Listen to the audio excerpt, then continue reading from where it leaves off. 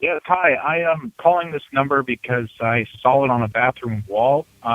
Seeing if you're Brandi. I'm Brandi Lukas, and this is Brandi is Going to Hell. My taste in music is all over the shop, and it's the driving force behind this show. I will be bringing you music updates and chats with artists that you won't hear anywhere else. The only true currency in this bankrupt world is what you share with someone else when you're uncool.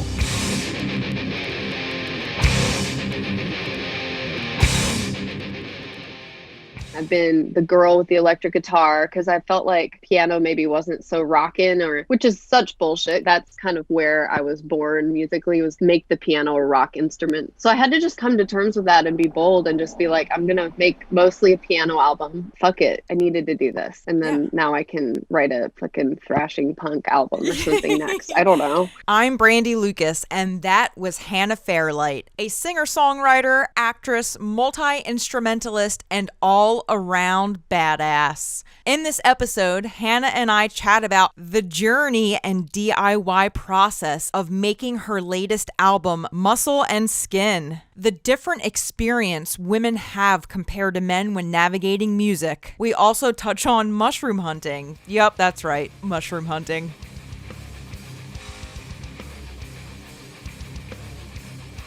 Hello. You're listening to Brandi is Going to Hell. If this is your first time, thank you so much for checking in.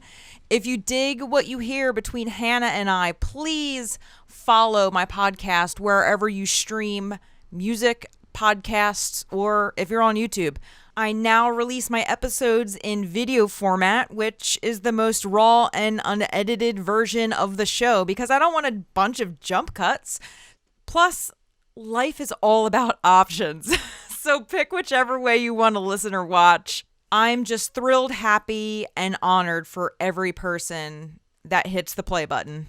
Before I dive into some new music that I've been digging from the month of March, I wanted to touch on some feelings that I've been feeling, people around me have been feeling, and I just want to let it all out there and maybe have anyone feel like they're not alone. You know, when people find what they love to do, it's hard to identify and figure out who you are when it's taken away from you.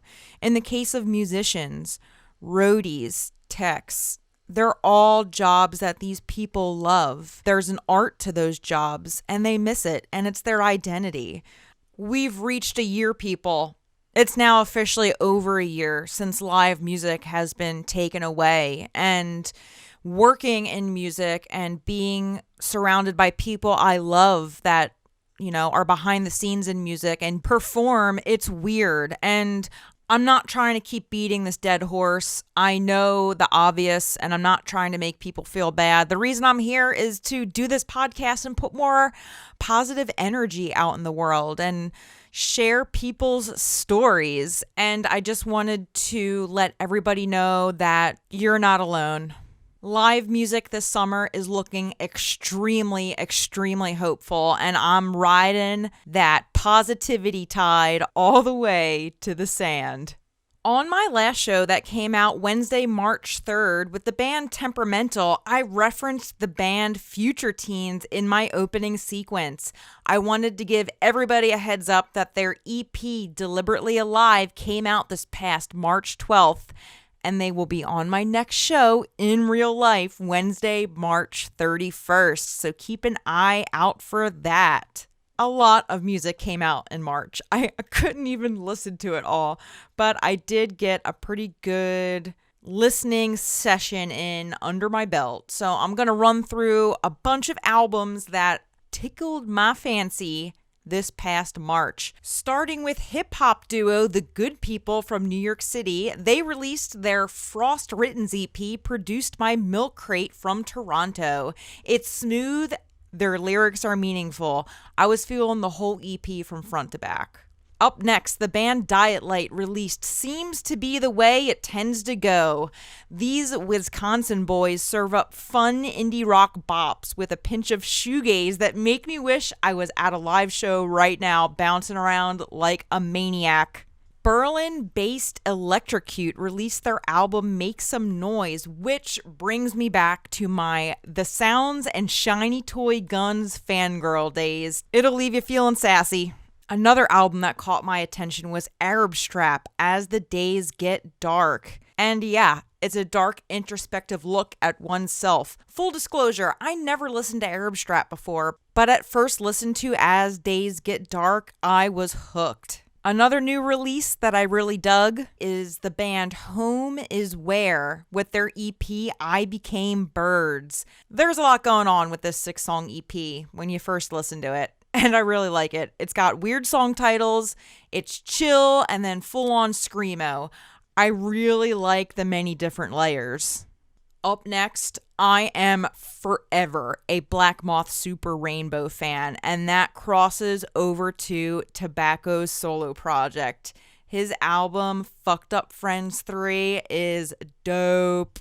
Last but not least, a single that caught my attention was Lux by Pom Pom Squad. I love girl punk rock, and this 4-piece comes straight out of Brooklyn. And now, for the reason this episode exists. And that's to celebrate my special guest, Hannah Fairlight, and her latest album, Muscle and Skin. I met Hannah once, and that was backstage at an Ace Frehley show in Nashville. Her husband, Jeremy Asbrock, plays guitar in Frehley's band. And I must say, Hannah's presence is so captivating. She's smart, sassy, and beautiful, and she has the best hair. I wish I had her hair. Anyway, I followed along with her journey since that one summer night in 2019, and I couldn't wait to A, hang out with her again in real life, and B, ask her to be a guest on my podcast. She's down to earth, makes great music, traveled the world, acted in a feature film. She's a mom, a wife, and she just has such a cool story. And here we are. I can go on and on. However, I'll let Hannah do most of the work. I'm so happy to introduce Hannah Fairlight on Brandi is Going to Hell.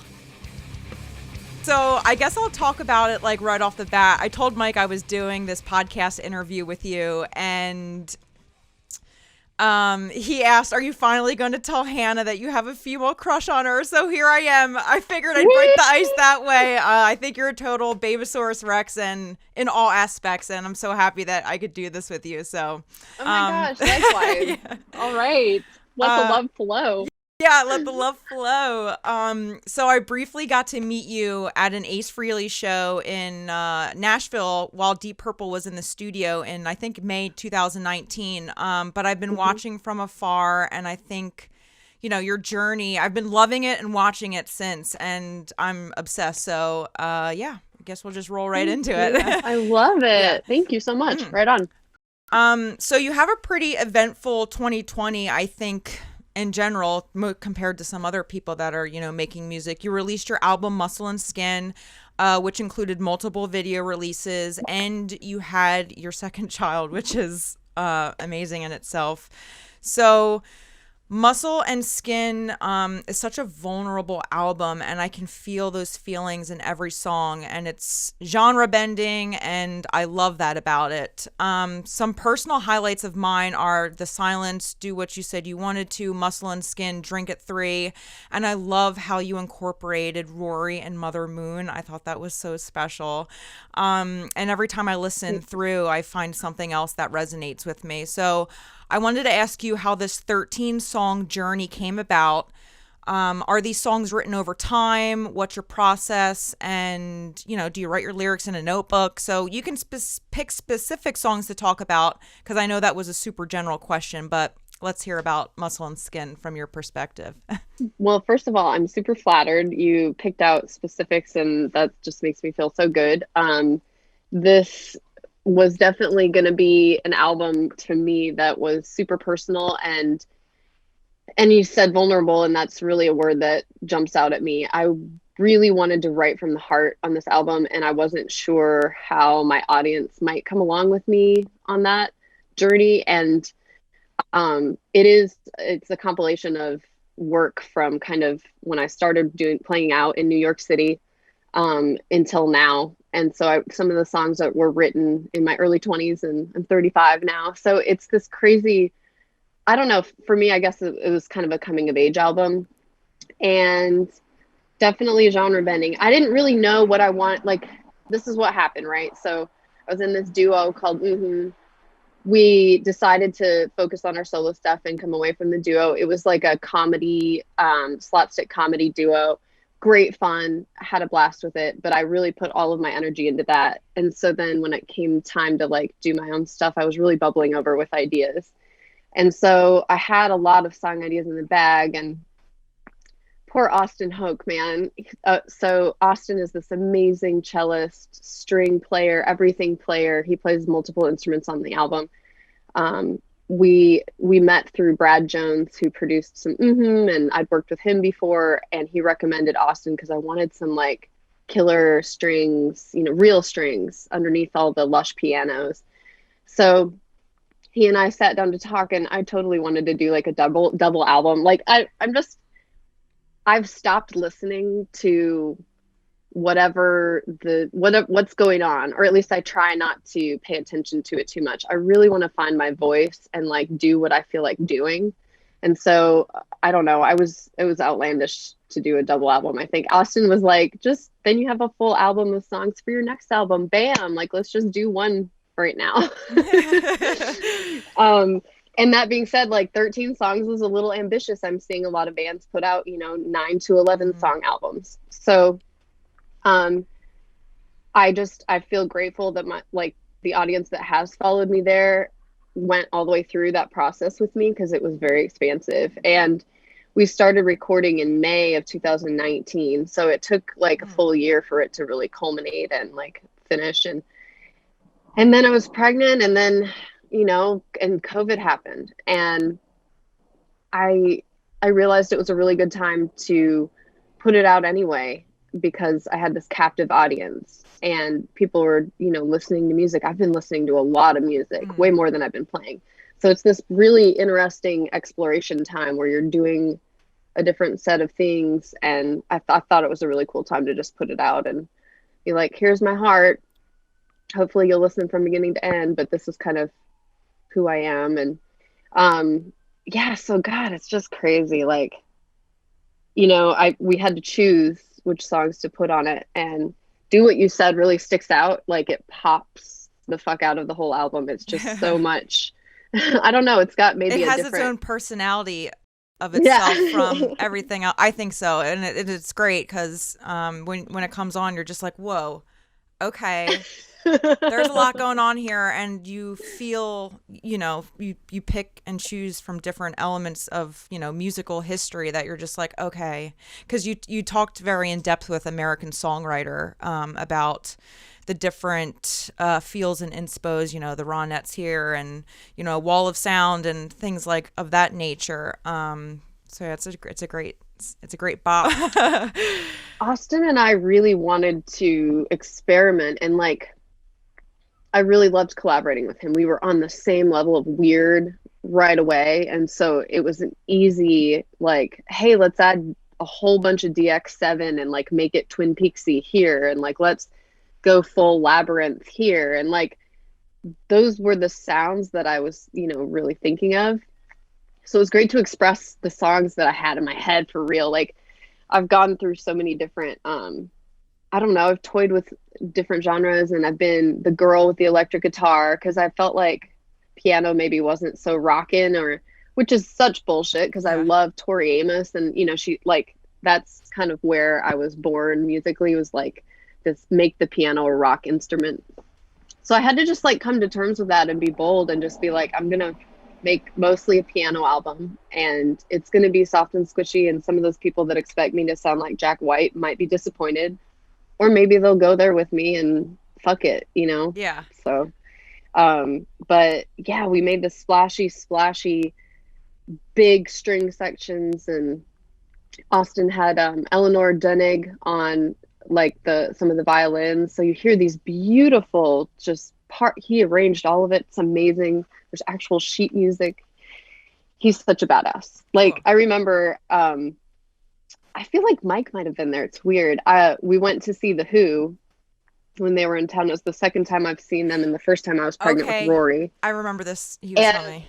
and we're walking into the venue, and I run into Austin with this cello, and he's fucking playing backup with the Who. Like, he's the guy. Like, and he's, I don't know, he's low profile. He's not up in socials a bunch or anything, but he's fucking such a badass. So enough about Austin, but he killed it. We had this great journey, and for where I'm at, it's like I needed to do this.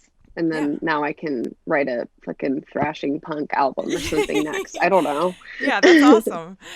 You also mentioned to MiLKCRATE for the Do What You Said You Wanted to official video premiere that director Grant Clare had you record the song backwards in 2 takes. That's super weird. First of all, when I was watching your behind the scenes video to that, I'm like, how the fuck did she like manipulate her voice to do it backwards? So can you talk a little bit about that process of the video and about that song, maybe what that song means to you specifically as well, like instead of just the music part, but the lyrical part as well? Oh, I would love to. So, God, yeah, it's fun to think back on the video. And Grant is so rad, such a creative mind, and so much art in what he does. So when we came into it, originally I wanted to have like all these backup dancers. So I called all my girlfriends, and I called my friend Olivia Kippola from New York, who she's one of the dancers with Beyonce. So she's like a badass dancer and a great choreographer, and I wanted her to choreo. Anyway, you know, double album Fairlight over here. Yeah. Like, made this huge plan, and it just became it was just challenging and expensive. And then we realized like I should probably just be the one telling the story instead of making it this big production. And we really wanted to show creepy Vincent Price vibes. Like, we chose this really, he chose these, I think it was 7 different angles and lighting situations, and it created so many different moods in it. So it's really cool. It's like got this maniacal edge by the end, which segue, the lyrics. So like, you know, I don't know, I've had some interesting dating situations, and the song was sort of about feeling super sassy, and like the other person wants to leave, and the girl in the beginning is like, oh, you just go, like everybody wants me, I'm good, like you'll be coming back. And then by the end she's sort of flipped over and desperate, like, are you coming back? Like, I kind of want you to come back. I don't know, it changes and she becomes a different, I don't know.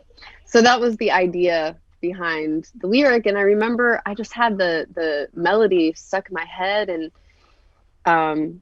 you know, it's one of those things that people say, like, you don't know what you've got till it's gone. Like, it's kind of that kind of a saying, like, okay, well, you just go do what you need to do, you know. And then it's, I don't know, I love how the character is just much more like soft and sulky, like at the end. And so we tried to portray a little bit of that, but I wanted to just fucking dance, and I just decided against the choreography, and I sort of just came up with my own rough idea. Oh, and this is, get down with this for a second. So I don't know if you know who Aldous Harding is, but I love her, and I sort of discovered her through Grant, and you've got to check out some of her videos. But the one that I really loved was The Barrel, and she just fucking weird dances the whole time in this crazy outfit. And so I was like, okay, crazy outfit, crazy dancing, full Fairlight, full frontal, French maid, why not? Yeah. So I thought was a cool,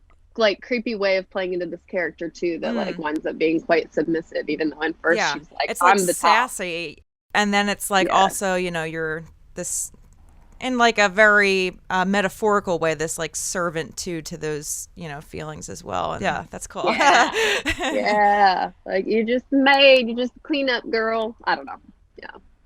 Anyway, it was really fun to make. And the backwards thing. So I recorded it and isolated my vocal and flipped it and made it 75%.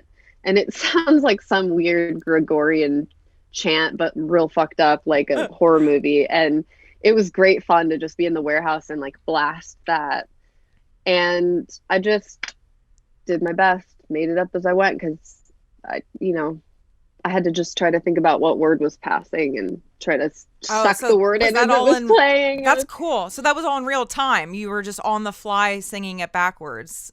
Oh wow, that's cool. Because I was like, oh my god, did she like rehearse that, or like? I mean, I'm sure, yeah. When in the video process, you took a couple takes, but you said you only did two. But I was. It was just a mouthful. It seemed like, so that was really rad, and it really does give that creepy, more dramatic vibe. He played it back at full speed or faster, maybe just full speed, and yeah, and it was cool. We wanted that like weird, The Ring, herky jerky, that horror-ish. I don't know what. It was fun. Cool. Yeah, really fun.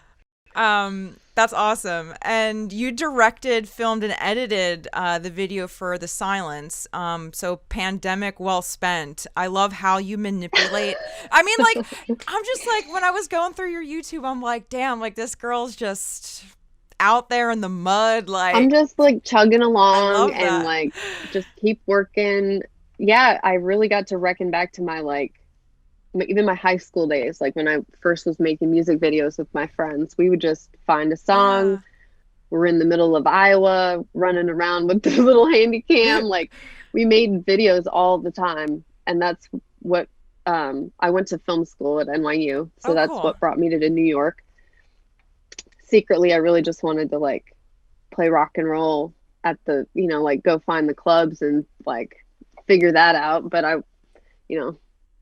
went to school. It was great. It was a really, really awesome. It was like the campus of New York. You can't really it doesn't get better than that. Yeah. So anyway, but yeah, I made a bunch of fun videos then too. And so I was like, I'm a do-it-yourself type of gal. And I was pregnant and COVID and everything. I was just like, you know what? It really makes more sense. I'll do it. I know what I want to edit. I'll do it the way that I want if I do it. Yeah.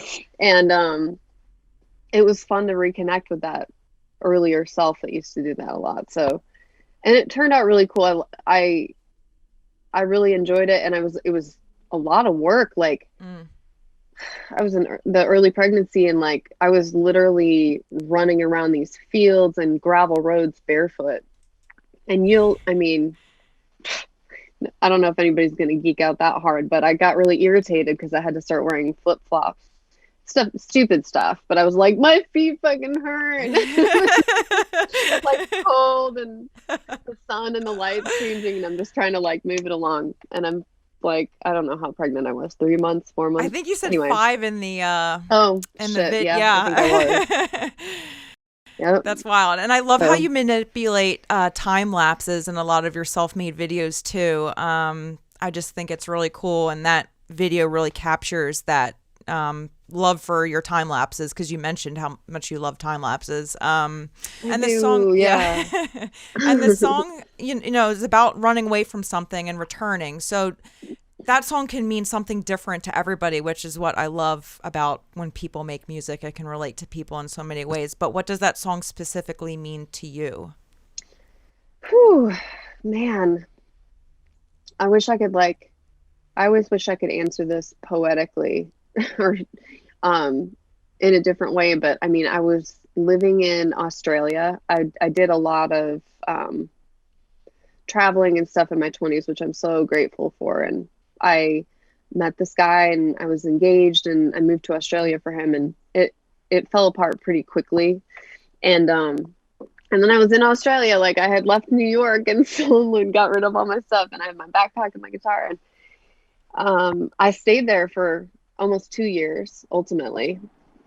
But when I was leaving that situation and leaving him, I remember he was laying on the couch, and we had like wicker furniture in our apartment. We didn't even have real furniture yet. And it was nighttime, and I just started thinking about, it was like it's a very much like a Carolina on my mind. Carolina in my mind. Sorry. No, it's okay. There's going to probably be fire trucks blasting by. I'm in this Jersey City, so. There we go. All right. Yeah. Mine's a motorbike here in Nashville. And I just was thinking about home, like the United States, but also Iowa. Like I had this, that's what that whole straight up and down fields and roads. Iowa's got a lot of lost, lonely souls. There's not really a lot of romantic songs or lines about Iowa, and I sort of wanted to bring that to the forefront because it sort of has, like, I went to high school there and left there, and as a young person, and went to New York City ultimately and all this stuff, and it just holds this really spiritual energy for me. It's this flat expanse you can just see for miles in the distance, and but it's got this sort of white picket fence, like people stay buttoned up a lot, just like good old Midwestern thing. I don't know. So that's straight laced, just like a straight jacket. Like I really wanted to get out of Dodge, a town of 2,000 people. Like I was ready to go see the world. And I felt like it was, I don't know, existing in a pretty small paradigm there. But like there's some mystical energy there. It was an interesting place to be in high school. I don't know. So it was like thinking about that and being like, I don't know, it was almost like I was thinking about maybe my mom, and I was thinking about home coming back. I don't know, those kinds of feelings went into it, and it just like wrote itself. It was one of those really cool song falling out of you moments when you're thinking about something. That's a really strong track to open the record with. I was really, well, I got the feels from it, so that was really cool. And thank you. You're originally from Iowa. Like you went to high school there, but you were born there, right? I was born in Texas. Oh, okay. And I was only there for a year, as a little baby, and then we moved back to Indiana. My parents are from different towns in Indiana, and they went to college and met. And so my brother's born in Indiana, my older brother, and then we moved to Minnesota and then landed in Iowa. So we were kind of moving to all these little small towns, and that's definitely part of my story, cool. But yeah, a lot of nostalgia there. Yeah. Like Iowa was, I don't know, the most time I spent in a row in one place. So okay. I claim it. Yeah, I got you for sure. That what you just said resonated with me a lot about how you grew up in this 2,000, cap town, and I very similarly did in Jersey, even though Jersey is a little bit more, in the mix of multicultural experiences as far as like I guess Iowa goes, but so I wanted to kind of talk about that journey from Iowa, because like you keep talking and you're like, yeah, I was in Australia too, so now I'm really like excited to ask this question, because I'm like, there's a lot of layers to Hannah. So what was life like growing up in Iowa, and then how did you obviously you got to New York City to go to college, but then Nashville, and then I didn't even know Australia was in the mix, and then you ended up in Pitch Perfect 3. And if you could kind of give a linear cliff notes to that journey, I'm super intrigued, because it sounds like you're a lot more places than I originally could find, like just learning about you through the internet. So I would love to hear, and I'm sure everybody listening would love to hear that too. It's very inspiring, coming from Iowa and traveling the world. That's cool. Thanks. Okay, here we go. Yeah. So finished high school. I graduated a year early because I was like I said, I was like, I'm ready to. Yeah. So I took all my senior classes during my junior year, which wound up being this ridiculous battle. Like there was no precedent for that, but I read the guidebook and I was like, oh, it says you can do this. Basically, like you could graduate your freshman year. Anyway, it caused this crazy uproar. I'm telling you, stick in the mud, like, yeah. And respectfully, like, but so that was happening. I don't know. I just remember moving to this small town. Grundy Center is the name of the town, and it was just, I can't even say, like 12 blocks long is the main street, and everybody plays sports, and so I decided to try sports. Like I had played soccer when I was like a kid, but and I don't know. This is what happened, right? So we're pretty arty, and we're kind of out there. We do a lot of traveling as a family. We would camp a lot. So I was wearing I had cut my hair really short, and I was wearing this really hippie, like totally rainbow tie-dye, like men's shirt. And I think I was wearing cutoff jean shorts my first day of 7th grade or whatever it was. And I just remember all the girls being like, is that a boy or a girl? And like just saying shitty things my very first day walking in, and I just read the room and I was like, I'm making a pact to kick all the ass. And like I could feel it from the adults too. And I just felt this like I have to prove myself. I don't know. There was something about the way that I was dressed and presented myself that was so different from I think what was going on there. For sure. I mean, I can relate too, so that's cool. Yeah, you know, it really riled me up. So I had to get out of Dodge, and I pulled it off, and I went on a foreign exchange and lived in Peru for 1 year. And then during that time, I applied to all these different schools and wound up choosing NYU just because it was like the #1 film school that I got accepted to, and I was just like, I have to do this. And so I went there, and so it's 2005, I think I arrived there. And I was there, let's see, I quit school after 2 years and joined a band. And then I moved to England for almost a year, and did a program with the BBC, kind of an internship type thing. And then I came back to school and finished. And then I moved, while I was in England, I did a nice big run of travel through like 11 countries. So I just really got to see a lot. That's where I met Australian. Yeah. #1. There were 2. Yeah. Sorry, Jer. I'm not trying to give my love life history, but it's part of the pieces. And then I I was in New York again, and then I moved to Australia. And I wound up staying there almost 2 years, working at a TV network, but also like everywhere I'm going, I'm playing music. I'm playing music. I loved gigging in Europe. It was such a great audience. The UK, such a good, like, people just listen differently and care differently. Yeah. Yeah. That's cool. It's awesome. I felt very at home and very welcome. And then after Australia, what did I do? Came back to New York briefly. And then, God, see, I'm getting blurry even. Somewhere in there, I do audio recording for film and television, on location recording. And I was put on a job in Atlanta. And so I was kind of living there for a while. That's when I started recording with somebody here in Nashville. It's all coming back to me now. Yeah. That's so cool. And it was on my drive back up to New York that I met that producer and ultimately moved here. And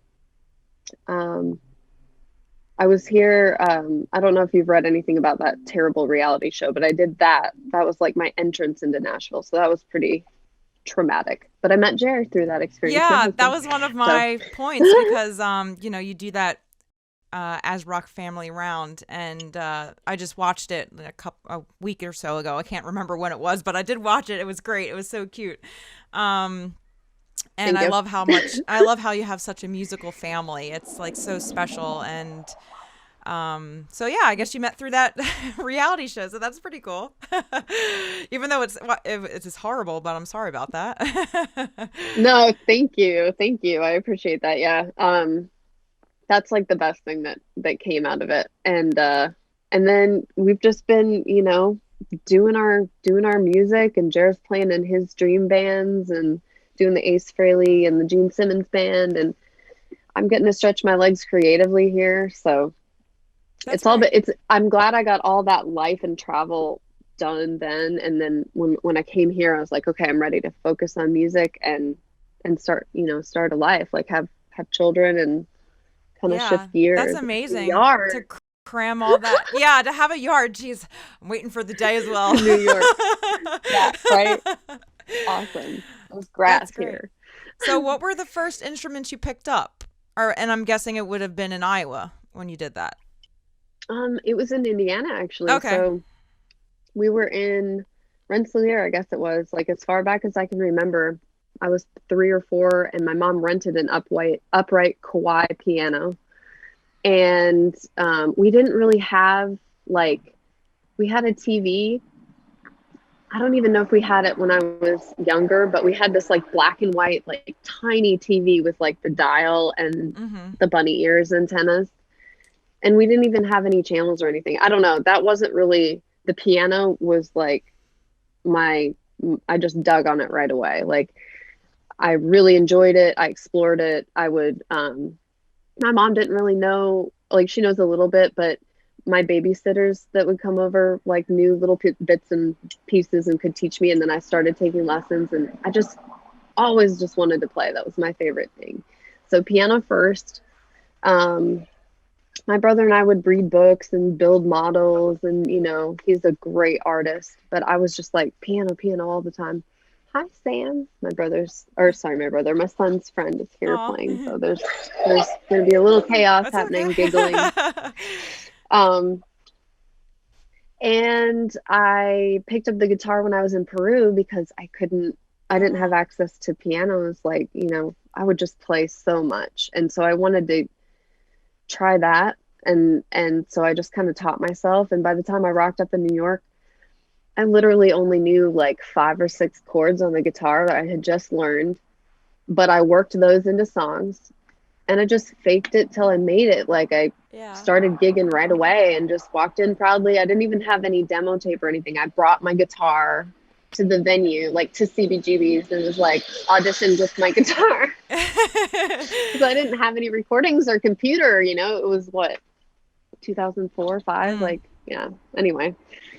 That's really faked rad. it till I made it, Yeah. man. And then I played saxophone too. I picked up when I was in 5th grade, so I forgot to mention that. But Yeah. so those 3 I've never instruments seen you mainly live. I've played. Okay, great. Yeah.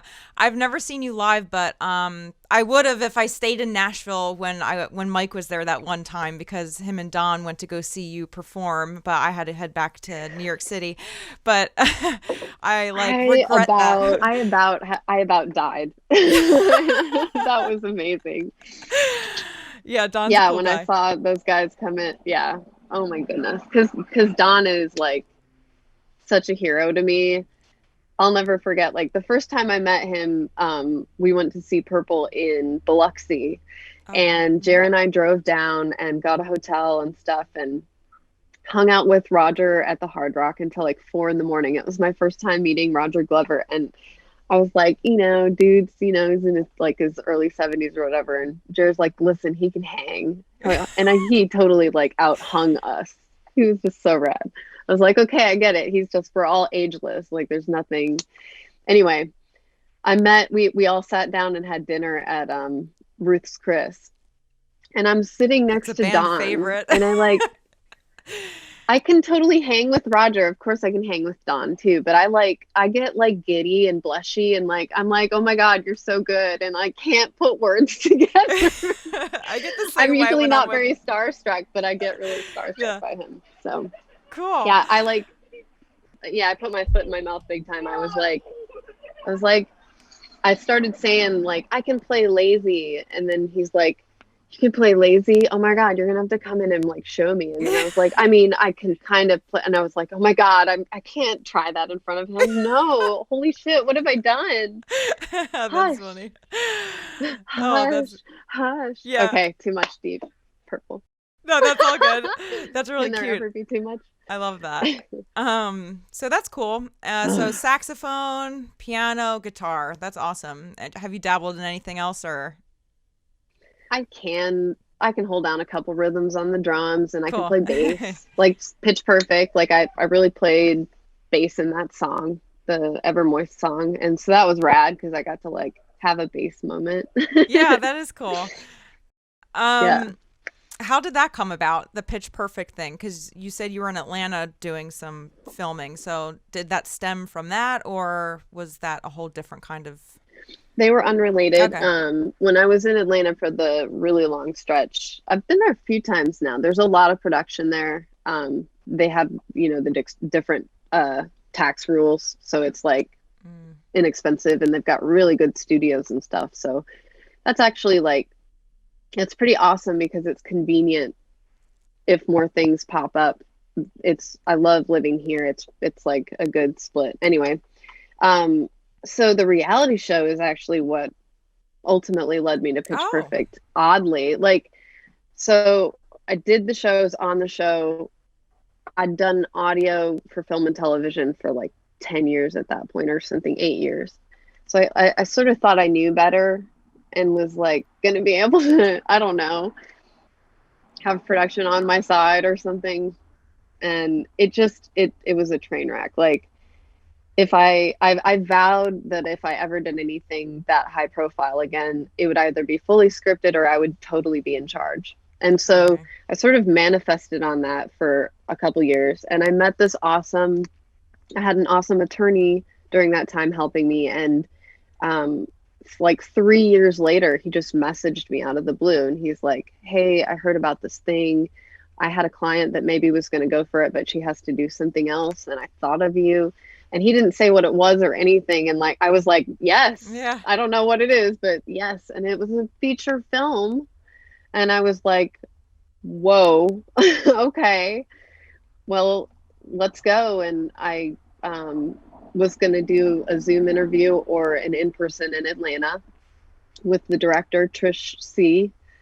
And I decided I'd drive down there and make an impression. And so I did, and I got it. Like, they told me the next morning, and it was such a great, it was a really satisfying manifestation of that like mission statement from before. And so, it was a great experience. So rad. I want to do more. Oh, I really cool. do. That's so awesome. I'm kind of manifesting that, you know. I don't know about like more Pitch Perfect, but it was an awesome sort of like first big project thing. So very cool. Yeah.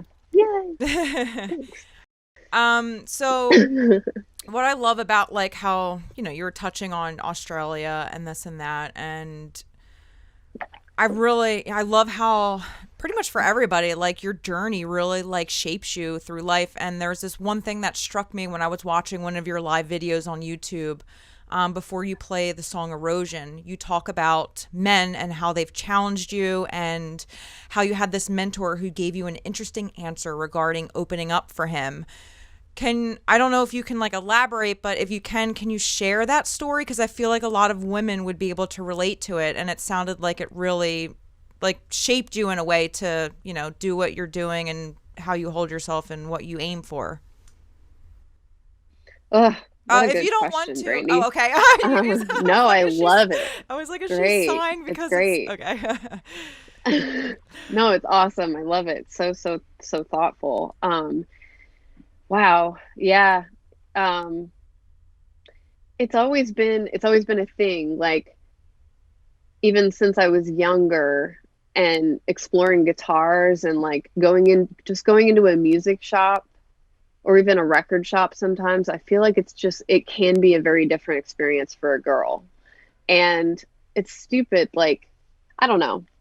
I started to chisel away at those little barriers, you know, earlier on, like when I was much younger. And I just wanted to make it feel okay for other women looking, you know, like I didn't just want to be a girl singing next to somebody playing guitar for them or just play acoustic guitar. I wanted, like, I don't know, just to show that you could be a little bit more wild and out there.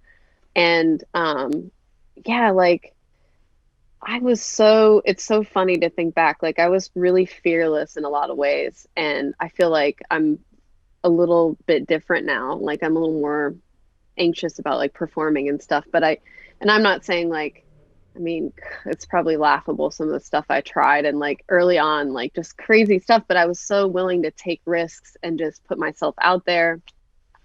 So in my mind, I feel like maybe I don't know. I was in this like all girl pop rock band. We're called Girls Don't Cry. And we were basically like the Go-Go's meets the Killers, like synth pop rock. We all played instruments. We all sang. And so there were a few bands going on at the time. Like, it was this really cool, like vibey, lots of bands and peers that were doing music around me that I totally looked up to. And this particular person, when I was talking about Erosion, I looked up to him so hard, and I still do. And like, since then, I just, disclaimer, I'm not going to even say who it is, but we've like the playing field has leveled later in life. And like, I feel like there's a lot of mutual respect, but I would like hang out with him and his band, and I was an avid fan, and not in like a fangirl way, but like they're just so fucking good. And I loved their music. And so I don't know, I thought we were homies, and I also felt like a kinship. And I remember asking him if I could open, and he said, "Oh, you're that girl that plays in that girl band, and that where you guys like mimic, or you play to." He thought we played to tracks, basically, is what he was alluding to. And I felt this big all of a sudden. I was like, "Whoa! I thought we were homies. Oh my god!" I'm like, I actually play my instrument. We actually play, and I have a solo project too. And I don't know. I guess I thought he knew all of that, but it was very belittling. And he was like, "Oh, our label won't let us." And I felt like maybe that wasn't really the real answer, but or maybe it was. I don't know. It was always hard to put myself out there, but in earlier times. And so yeah, I just fucking wrote a song about it because that's what I do about everything. Yeah, no, that's great. Yeah. But you know, God, all of those moments are fuel. They give you this feeling like, just like those dirty looks in my first day of school or whatever, like, well, I'm going to show you. Yeah. That's like, I love that about I got a you, little Hannah. sword or Yeah, I love that about you, because, you know, whenever somebody's like, well, what inspires you? It's like proving people wrong, or like, you know, just that, you know, that fuel of like when someone said something that made me angry or like really hurt my feelings. It's like, well, game on, you know, and I love that we kind of, you know, share that same mentality. That's really cool. You gotta stand up for yourself, you know? It's hard out there. You just gotta like stake your claim, man. So Cool. yeah. So, another kind of like jump, there's this reoccurring imagery of wolves, that you have, you know, the tattoo wolf, a wolf, yep. Oh dear. Oh, there we go. Is that one of the ones you made then? Yeah. Awesome. Cool. You have the tattoo, and then for your, album campaign to fund it, you made a lot of merch with wolves and stuff. So what does that animal mean to you? Is it like your spirit animal? Is it like something that like describes some personality traits or something that you really feel connected to it? It's definitely my spirit animal. I feel confident saying that now. I sort of like I just happened into it as this really this crazy thing kicked it off. So I was leaving for Australia, and I was getting like close with a lot of people in New York, like much closer. I guess probably, you know, like, oh, like, you know, guess I'm gonna see you guys at some point. So hanging out a lot. And I broke down with a friend about this. We're like, what movie did you like love and was like your most inspiring movie from your youth or something? And The Journey of Natty Gann, which was a 1985 Disney movie. It's like Meredith Salinger, John Cusack, like one of his first movies ever. It's awesome. It's so badass. And in it, it's during Depression era America. And the girl, she's like 12 or 13 years old. She travels across the United States to go find her father, and like jumps trains, and she's such a tomboy, and there's like smoking in it. It's a Disney movie. It's amazing. And she's like fights and stuff. She's rad. And she finds this wolf that's being put to fight dogs and bet on. And she basically opens the door and gives the wolf an exit.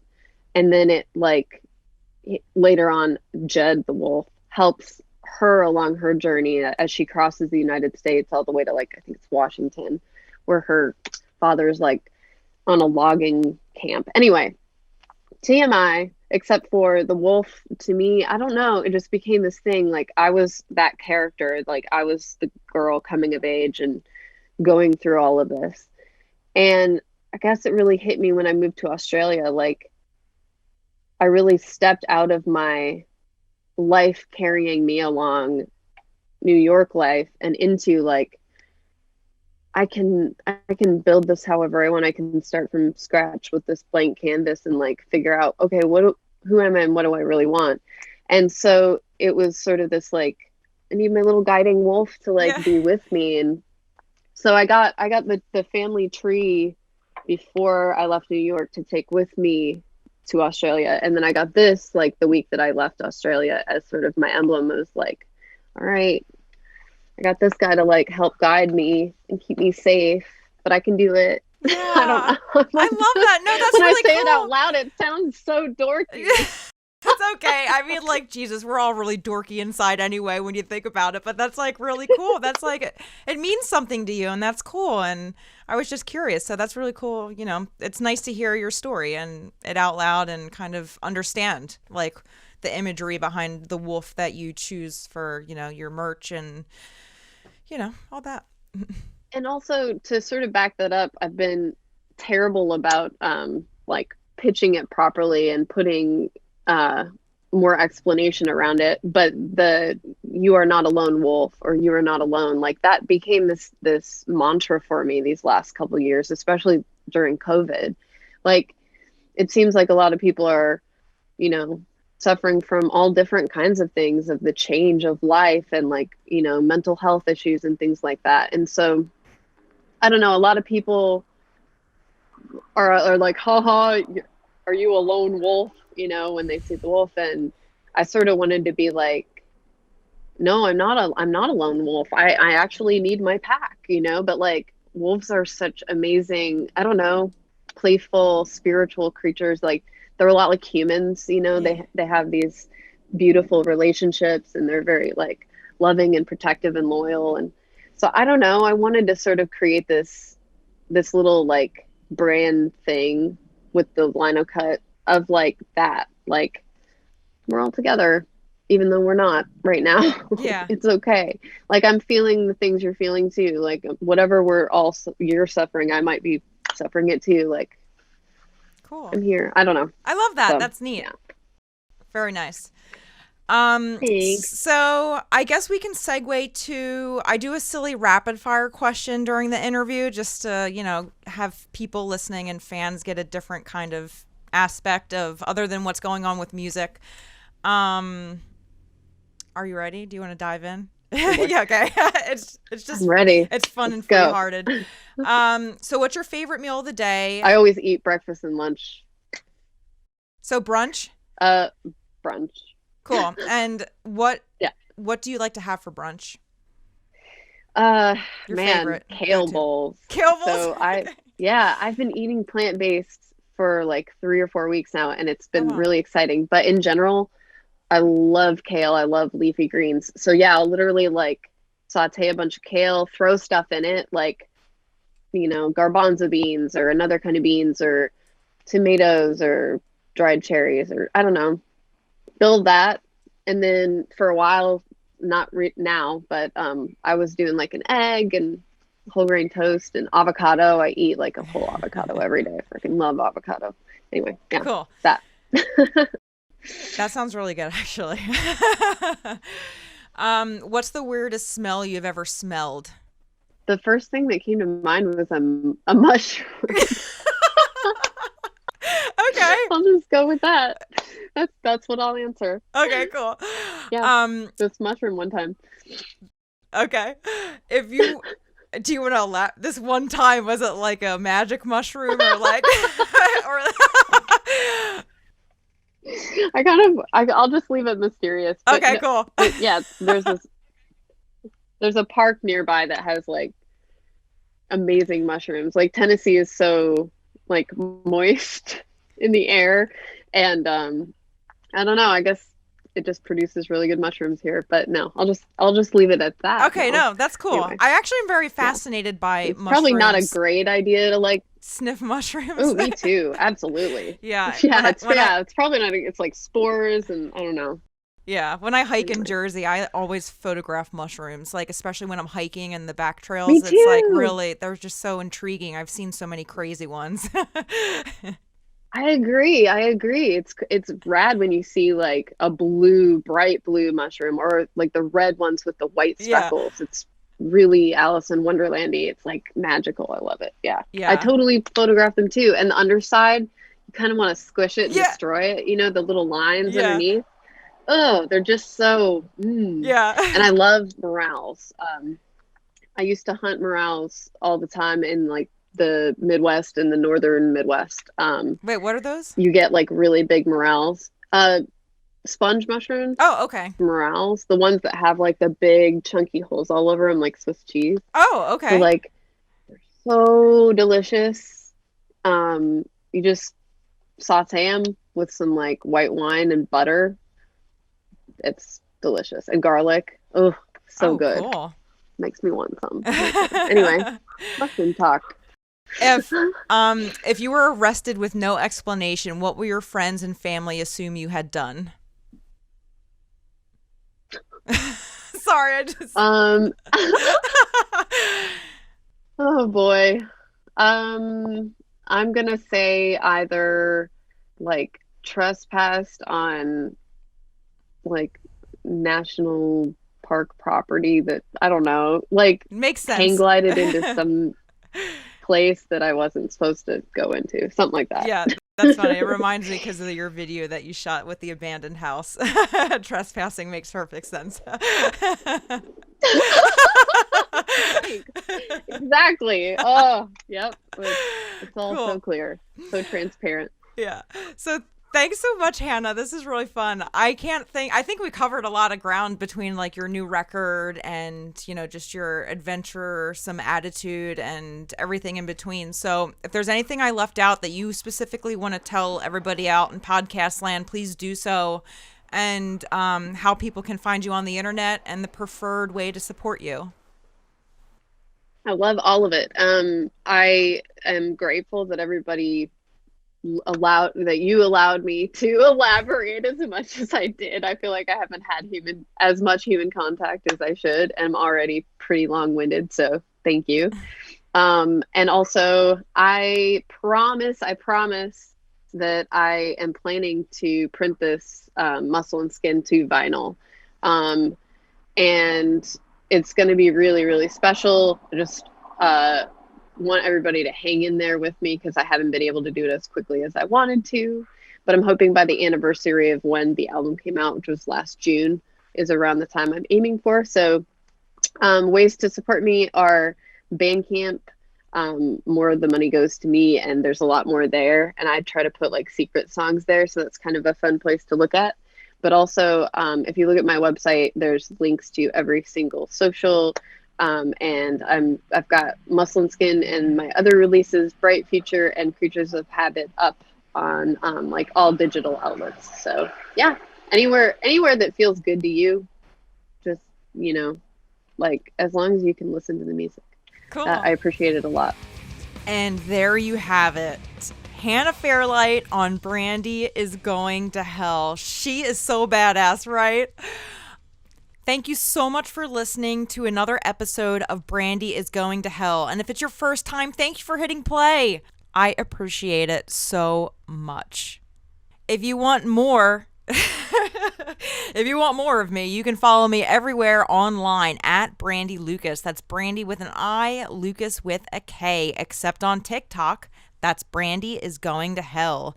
If you want to check out more random stuff, like an intricate blog post about how to set up and maintain a live plant freshwater aquarium, you can head to brandyisgoingtohell.com.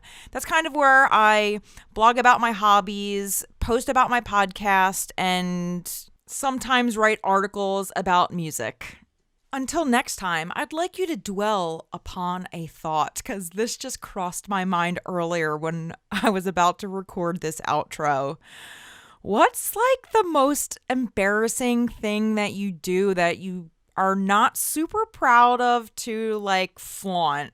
For some reason, I was just in the moment and I totally eat SpaghettiOs cold out of the can. And I'm sure there's other people that do, but every time I tell someone this, they're mortified by it.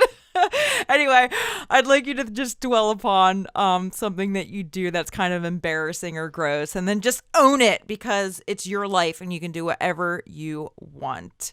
If you like to review podcasts, how about you just review my podcast with what embarrassing thing that you do? Or even just comment on the first post you see with something embarrassing you do. I just want to have fun and I don't know why I'm laughing so much. I just want to shake things up. That's all.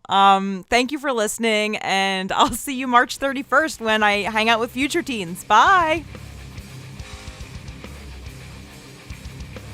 Thank you. Yes, you, for listening to Brandi is Going to Hell. I have a lot more thank yous in order for making the show come alive. I want to thank Celeste Giuliano for her amazing pinup photography. I dreamed of having my photographs taken by her in order to make my podcasting dreams come to life. So thank you, Celeste, and your team for making me look like a hot mama. Thanks to Crystal Rugel for her design direction for my new logo. Spent many nights texting her late. What do you think about this? What do you think about that? And she was such a great resource. Shout out and many thanks to Ryan Hanratty at Frosted Green Productions for all video production. My man, definitely don't want to be fucking with video, and you've saved my life. My amazing husband, Mike Airy, for always believing in me and bridging the gap between me and amazing artists. I love you and you're my rock. St. Neots hardcore band Impact for the music throughout the show. You can check out their EP Strength Through Loyalty on every streaming service. My friend Gooch, aka Ryan Nelson, for always asking me, when's a new show coming out? My friend Matt Young, who got my foot into the door as an intern at IndieGoot, which led me to my first career in music at Q Prime. So a major shout out goes to Doug Oswandel as well for giving me a chance and hiring me there. My dad, John Lukas, for raising me with an impeccable taste in music. And my mom, Beth Ann Lukas, for helping me be a functional adult with good credit. Last but not least, Brandi is Going to Hell is dedicated to my badass grandmom, Elizabeth Betty Fowler.